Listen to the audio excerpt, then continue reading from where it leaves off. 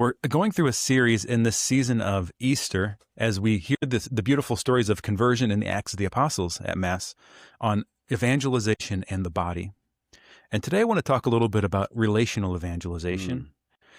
In this idea that evangelization happens in the context of relationships, one helpful analogy is that every interaction we have is either a credit or a debit to a relationship. And of course, this is a limited analogy, right? Relationships aren't transactional, but the idea is that interactions have value.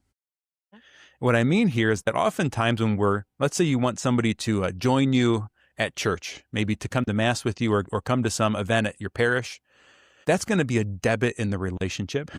And a good rule of thumb is you have to make about 10 deposits for every debit you make, right. 10 credits for every deposit. And so oftentimes when people struggle to evangelize people, it's because they get this ratio wrong.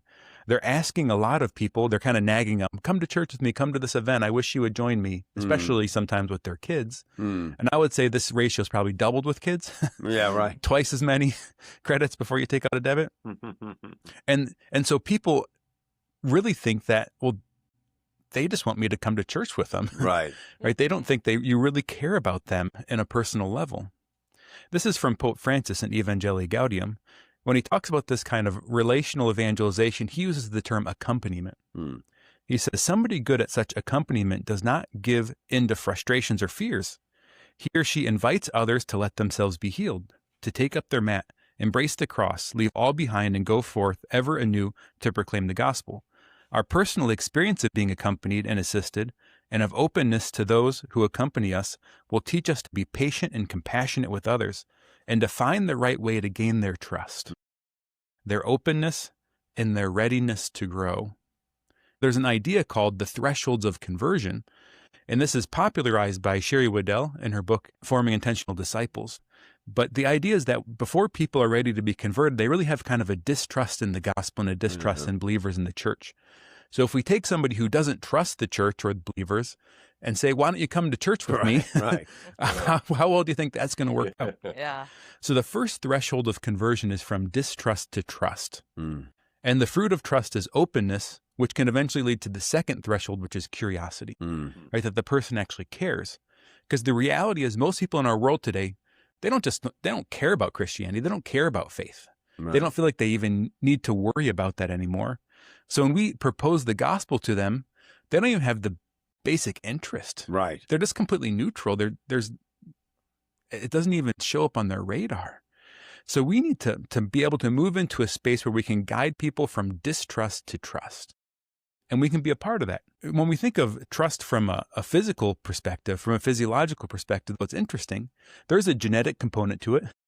All of us just kind of have a baseline. Some people are more apt to trust, some people are more apt to distrust, but there's reliable physiological mechanisms associated with trust. And of course, every human experiences, it's a complex, correlation in the body to what's happening when you correlate it to your consciousness. But one of the most consistent things involved with trust is the hormone oxytocin, right, which is sometimes called the cuddle hormone.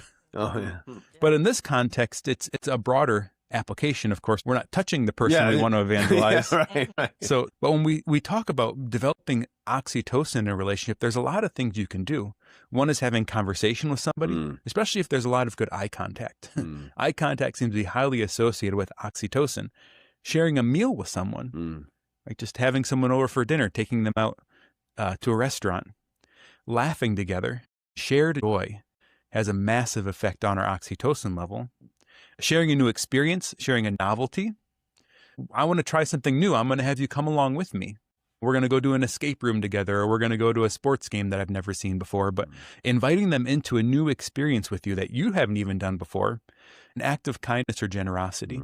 Especially, I would say, entering into somebody else's life. Maybe going to something they're doing, like maybe they're in a play or maybe their kid's in a sporting event that's important to them or something.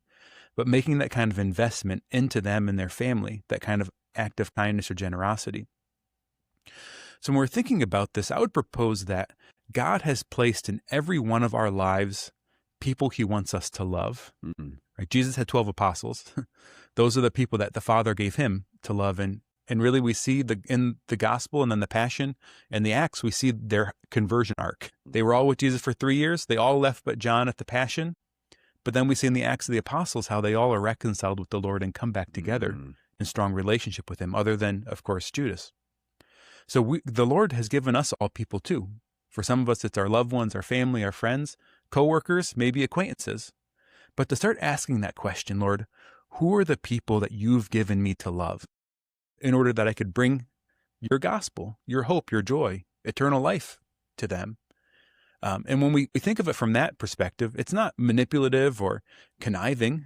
You're wanting the best thing for them, right? The best thing possible for them, that they could have heaven, and that they could even have heaven on earth, and that they could have the sacraments and all of the beautiful gifts and things that the church brings into our life. So a big part of this is starting with basic human friendship, investing in these people, developing these relationships, having good conversations, sharing meals together, sharing joy, sharing new experiences with them, inviting them into your life, and then entering into their life generously with your time. And this is the foundation of bringing the gospel to someone, right? That they come to trust you. Right. And if they see Christ in you, then they can also come to trust Christ too. And this process then gives them space for openness and maybe even eventually curiosity in the gospel. So when we're thinking about evangelization, think about it in this mode of relationship. And I think this is a really Catholic mode of evangelization. Yep. Versus people think of televangelists and getting out on the street corner with a microphone, and the Jehovah's Witnesses go to door. But we need, I think, new categories as Catholics for what evangelization looks like in the context of the church. It's interesting, Andrew, because when I was doing youth ministry, that was the sure thing, is when you care about the kids and care that you go to their events, like go to their basketball games, all that kind of stuff. And not because, this is part of my job, but because I love these kids. I want good things for them. They respond to that so quickly. They know that you really care, that you're willing to be at their events. And I think that whole idea of relationship is so important. Well, and also just who are the people that God has brought for me to love, also who love me. Right. I mean, that's the thing. We're not only called to love, we're called to be loved. So that relationship is really a two-way street, even as we're called to evangelize, right? So that's one of the beautiful parts of Francis's reflections. How have people also called me forth in learning from our own experiences?